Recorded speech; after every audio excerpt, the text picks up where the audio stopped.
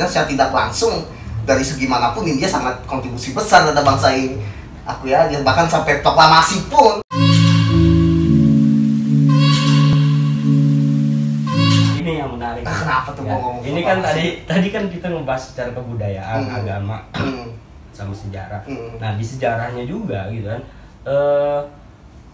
dalam hubungan politik internasional ya, hubungan politik ya, luar negeri itu Indonesia itu apa ya, pernah ada hubungan secara ini lah dengan India dekat. Misalnya ya proklamasinya kemerdekaannya aja kan tanggalnya berdekatan ya. India itu 15 Agustus ya. 15 Agustus. Nah, 15 Agustus ya, 15 Agustus memang tahunnya berbeda ya, 47. Di Indonesia 17 Agustus. 17 Agustus. Beda 2 hari doang dan waktunya beda 2 tahun. Bahkan dalam konferensi Asia Afrika ya, itu juga India juga terlibat di dalam hubungan politik luar negeri antara Indonesia. Oh, jelas. Nah, apa sih yang bikin hubungan secara diplomatis Indonesia dengan India itu sangat dekat gitu ya dalam latar belakang historisnya? Apakah karena memang sama-sama merasa dijajah, atau apakah memang, tapi kan dijajahnya beda, Indonesia sama Indonesia sama Belanda ya. Sama Belanda ada dan perbedaan Jepang, dalam kolonialisme, nggak ada perbedaan itu. Pada dasarnya India sama Inggris. Iya, itu hanya siapa aja tuh. Karena dalam konteks kolonialisme ya sama aja, kita dijajah gitu. Cuman bedanya dia sama Inggris, kita Belanda. Siapa yang paling untungan? Nggak ada dalam penjajahan dalam kolonialisme. Yang dijajah nggak ada yang diuntungkan. Nggak ada yang diuntungkan. Bahkan orang-orang India itu banyak juga yang mati oleh kolonialisme Inggris. Kita jangan ditanya oleh Belanda gitu. Banyak itu kerugiannya. Yang paling penting fundamental adalah manusianya, baru ekonomi, segala macam sosial dan budaya juga tuh dirampas semua sama kolonialisme. Walaupun juga berkontribusi juga gitu, tetapi pada dasarnya secara alami naluri keturunan dia itu karena memang jadi hubungannya dekat itu karena memang sama-sama merasa. Iya, kedekatan India dan Indonesia itu memang pada dasarnya nggak hanya ya sebenarnya, cuman kita ngomongin India dan Indonesia pada dasarnya memang setelah kita kerjasama atau menjalin hubungan diplomatis sebelum negara modern. Memasuki era ke negara modern atau revolusi gitu, sama kita dijajah atas dasar kesamaan penjajahan, kolonialisme segala macem, kita baru bahu membahu untuk melepaskan dari belenggu penjajahan. Ada unsur senasib sepenanggungan. Ya betul, senasib sepenanggungan. Tapi gitu. Begini kan, kadang-kadang kata senasib sepenanggungan itu selalu dijadikan sebagai salah satu faktor yang membangkitkan nasionalisme gitu. Nah, pertanyaan gue tuh, ya memang jauh sih secara geografis antara India dengan Indonesia gitu kan. Letaknya beda lah kalau Indonesia dengan Singapura kan, itu dekat banget.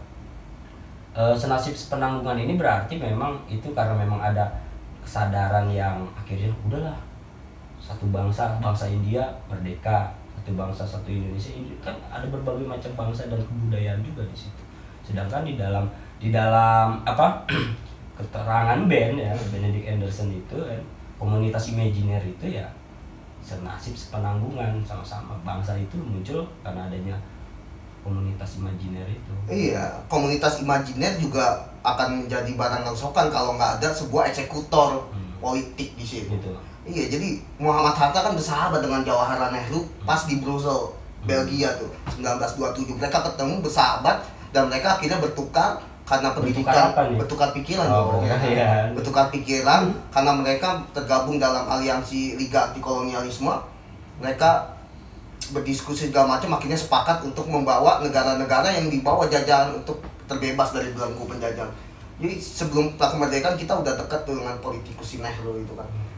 Ya, baru Gandhi masuk tuh. Dalam artian maksudnya selain dari Mahatma Gandhi, Papa India kan Mahatma Gandhi ya, sampai di penjara, sampai dimanapun ada Gandhi dah itu. Ikonik. Nah itu padahal tuh diprotes tuh gak percuma masang foto Gandhi. Kalau misalnya under table transaction gitu kan, transaksi di bawah meja itu dilihatin nama Gandhi. Harusnya lo malu, ini mah enggak gitu, kalau sih jalan terus kayak gitu kan, gitu.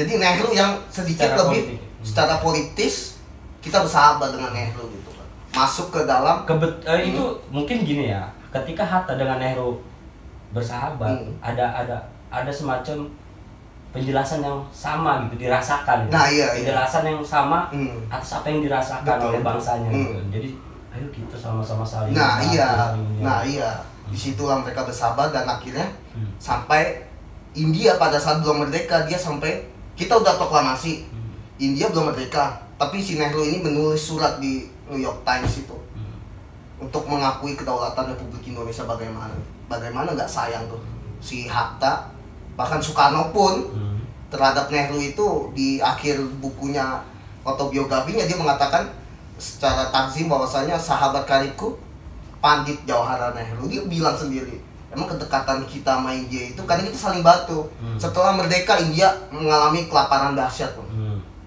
Kita lagi susah waktu itu. Setelah proklamasi buta huruf segala macam kan kita membantu 500.000 ton itu. 500. Padahal kita lagi susah. Kita lagi susah juga tapi karena nggak tahu, gua nggak tahu logikanya apa. Cuman yaitu pada saat itu Sultan Syahrir dan para pemimpin udah memutuskan untuk membantu India 500.000 ton karena banyak yang mati kelaparan. Pun Inggris juga tahu kondisinya, makanya dia membiarkan, dalam arti tidak menghalangi seperti Belanda ya, karena ini secara politik global. Kalau Indonesia bantu India, India akan bantu Indonesia juga, dan itu sangat berpengaruh terhadap Belanda yang pada saat itu ingin menyerang Indonesia lagi, ingin menguasai Indonesia lagi gitu. Tapi karena Inggris tahu kondisi India setelah ditinggalkan, maka dibiarkan oleh Inggris kayak gitu. Dia udah dibantu tuh. Tapi dibalikin lagi oleh India mengirim sekitar 5 juta ya bahan pakaian tuh. Bahan pakaian. Kita kekurangan pakaian untuk membuat bahan. Di India tekstil melimpah. Jadi kita switch gitu. Saling membantu. Nah iya, saling membantu. Nah, subsidi silang gitu. Saking segitunya kita. Bahkan Soekarno ketika di Jogja itu, ketika kita udah terlepas dari Belanda tahun 49 Desember, orang pertama kali tamu itu dari India. Terus si Rajkumari Kaur tuh, Menteri Kesehatannya setelah itu datang ke Indonesia, dan Soekarno mengatakan bahwasanya Indonesia dan Indonesia itu nggak bisa dilepaskan. India dan Indonesia itu. Bahkan ketika di Jogja, Soekarno teriak 3 kali slogan nasionalisme India. Jai Hind, Jai Hind, Jai Hind. Artinya? Jayalah India, Jaya India. Soekarno sampai bilang 3 kali waktu orator. Jai Hind itu jayalah India. Gitu. Sampai begitu Soekarno sayangnya sama negara India. Ya kayak gitu. Berarti memang kita harus mulai membuka pikiran, pikiran dalam arti ide itu tidak hanya semata-mata joget-joget keluar udel itu dong. Atau misalnya ngelihat kadang kan kita ya gue juga gue nggak naif ya, dalam arti termasuk orang yang agak sedikit menjauh juga dengan tarian-tarian India gitu kan gitu. Gitu dengan tarian-tarian India, tapi gue joget tadi ya. Iya, itu lah. Joget pundak doang. Ya kan itu. Nah, menarik gitu ya tentang perfilman ya. Perfilman India gitu. Ya, kalau banyak banget lah, nggak bisa kita sebutkan satu persatu ya, dalam arti hubungan Indonesia dengan India itu secara kebudayaan gitu. Terutama dalam kebudayaan ya. Karena ya itu roti canai itu India atau Pakistan? Aduh, pada waktu itu kan satu bang. Apa? Oh, waktu itu Pakistan, India, masih ada Bangladesh satu. Berarti memang roti canai juga kan itu dari India gitu. Martabak telur dari India. Martabak telur dari India. Dulu waktu pedagang menurut majalah Historia, agak-agak. Iya, dulu ada kalau setiap pedagang itu asli India gitu. Karena ada salah satu perwakilan Asian Games kita pada saat tahun 60-an itu datang dan melihat persiapan Asian Games kita kurang, makanya dia mengkritik, bahkan dia melontarkan hal-hal yang di luar, kayak kenapa sih kok Asian Games Taiwan dan Israel nggak diikutin. Nah itu dikecam sama masyarakat kita, dia disuruh pulang ke India. Akhirnya karena terjadi takut chaos kan, pedagang-pedagang martabak telur menghapus kata India aslinya. Tapi itu emang India itu, kalau kemakan martabak telur harusnya joget itu, asli India itu. Sampai makanan juga, bayangin bang. Mau apa coba di Indonesia ini yang nggak terkait dengan India? Banyak juga sih sebenarnya. Jadi gitu pak. Ini Pik, apa? Kalau di film India kenapa sih polisi suka datang terakhir gitu? Bukan sudah kelar gitu. Pas masalah kelar, polisi tiba-tiba datang. Iya. Ada artinya nggak sih? Gitu? Nah ini dia. Karena gue setiap nonton film India itu, lu dasar lu polisi India. Nah ya, iya. Telat gitu kan, telat datang gitu. Ini gimana sih? Iya dengan pentungan ya, atau kayu dengan kumis tebalnya gitu kan, mobil jeep. Ya sebenarnya itu pada dasarnya satir bang. Karena di permasalahan Indonesia selain korupsi dan kekerasan, ketidakadilan dalam arti ya, payung hukumnya lemah, aparatnya juga lemah, yang menyelesaikan masalah itu. Jadi nggak sedia payung sebelum hujan. Jadi ketika hujan itu baru gitu kan. Artinya emang kinerjanya telat artinya mengabaikan. Jadi ketika tapi kemarin pas lagi terjadi, booming ya, viral itu apa, pas lagi COVID, orang yang keluar India di sabetin sampai gila juga itu menggambarkan polisi yang telat. Buktinya itu jadi nggak tahu tegas atau kasar juga. Nggak gini loh bang, film India itu kan inilah bedanya film kita dengan film India. India itu menciptakan sebuah imajinasi karakter Inspektur Vijay itu. Itu pernah dengar Inspektur Vijay? Sering ya. Jadi pada awalnya Inspektur Vijay itu adalah seorang yang tinggal hidup sama ibunya dan adik perempuannya. Dia miskin. Ketika kemiskinannya itu nggak sampai di situ, tetapi dia didiskriminasi juga tuh oleh aparat juga gitu.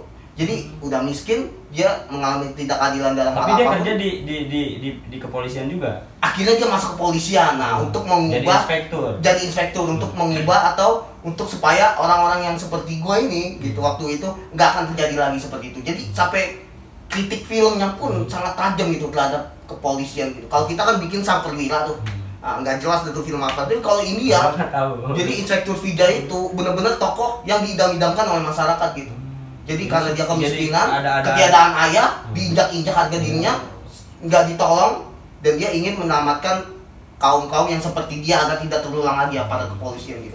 Yang tegas, kepolisian yang bersih, anti korupsi, anti nyogok jabatan, dan tanpa negosiasi untuk para penjahat, dihabisin semua tuh. Itu Inspektur Vijay, bayangkan tuh film India. Sampai sekarang pun tahun 2010 film Dabang, Salman Khan, Singham, si Ajay Devgan, bahkan perempuannya si Rani Mukherjee kan, itu bikin tokoh polisian masih sampai sekarang. Karena memang itu kritik terus supaya nih polisi jangan melenceng nih dari tugasnya yang benar untuk mengayomi masyarakat secara real. Berarti yang gua bisa tangkap, gambaran kedatangan polisi yang telat itu menggambarkan kinerja polisi yang kurang bagus ya. Selain kurang bagus juga dia milih-milih dalam arti, jadi masuk juga kelasnya. Ada kelasnya juga. Ada kelasnya juga. Beda dengan orang. Nah, di tengah kinerja kepolisian pada saat itu di India itu yang kurang kan, hadirlah sosok Vijay ini. Inspektur Vijay. Ya, Vijay yang tadinya dibully, ya tidak manusiakan tidak manusiakan. Akhirnya ketika dia masuk ke kepolisian, dia mencoba untuk membenahi.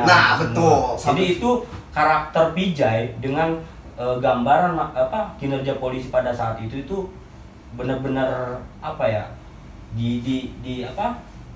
ini kan gitu kan, diklopin lah ya bahasanya kan, disatukan. Gini loh, India harusnya seperti ini, ada seorang Vijay gitu. Biar kinerja polisi itu nggak pilih gitu. Itu sampai segitunya India buat film itu. Jadi kebebasan dan perlindungan terhadap seni itu benar-benar dalam arti lebih baik lah, walaupun nggak dijamin oleh 100% oleh negara keamanan, tetapi lebih bebas daripada Indonesia yang ketika membuat film nggak boleh ataupun disensor segala macam. India udah gitu, nggak ada sensor ya, bukannya nggak ada sensor, tetapi lebih luas gitu, lebih luas dia ide dan pikirannya. Jadi jangan tentang polisi, masuk ke dalam ranah agama pun budaya juga masuk gitu. Kalau kita kan disenggol dikit aja di demo tuh nggak boleh tuh tayang tuh.